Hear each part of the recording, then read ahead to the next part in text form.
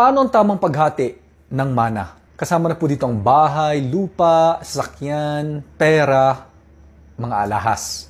Ipagpalagay na lang po natin na mayroong dalawang mag-asawa. Pangalanan na lang po natin na si nanay at si tatay. Ngayon meron silang properties. At sabihin na lang po natin na ang value ng property nila ay worth 10 million pesos. At dahil conjugal property ito, meron silang tig 50% na hatian. In peso value, that's 5 million pesos. Tig 5 million sila. Ngayon si nanay at si tatay ay nagkaroon ng 4 na anak. Sabihin na lang natin si anak number 1, anak number 2, anak number 3, at anak number 4. Sa kasamaang palad, hindi inaasahan na biglang pumanaw si tatay. Kung kaya naman ang ari-arian ni tatay na nagkakahalagang 5 milyon or yung 50% doon sa total estate ay maipapamana sa 5 tao. At yan ay walang iba kundi sa anak number 1, anak number 2, anak number 3, anak number 4, at ang panghuli ay ang nanay. Ibig sabihin si anak number 4 ay makakatanggap ng 1 million pesos, si anak number 3 makakatanggap din ng 1 million pesos, si anak number 2 makakatanggap din ng 1 million pesos,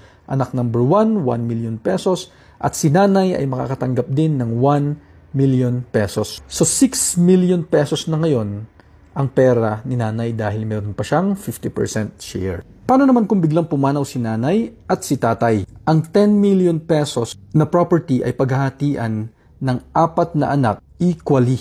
So, di-divide po natin ang 10 million pesos sa 4. Kaya po magiging tigto 2.5 million ang bawat isa sa mga naiwan na heir. Paano naman kung namatay ang nanay, patay na rin ang tatay, at namatay ang isang anak? Sa ganitong sitwasyon, hahatiin lang ng 3 natitirang anak ang 10 million pesos. Pero paano naman kung si anak number 2 ay may anak din? Ibig sabihin si anak number 1 makakatanggap ng 2.5 million pesos, anak number 2, 2.5 million pesos, anak number 4, 2.5 million pesos, at ang 3 apo ay paghahatian ang 2.5 million pesos. Guys, sa sunod ko pong video, papakita ko po sa inyo kung paano hatiin ng mana kung walang anak yung mga pumanaw. Kaya huwag niyo po kakalimutan mag-follow. Ikaw ba isang real estate broker o real estate agent? O di naman kaya meron kang property at naghahanap ka ng paraan para mabenta ito? Sa Reals Corporation, pwede po kami makatulong sa'yo. Ang gagawin mo lang, pumunta ka sa www.reals.ph.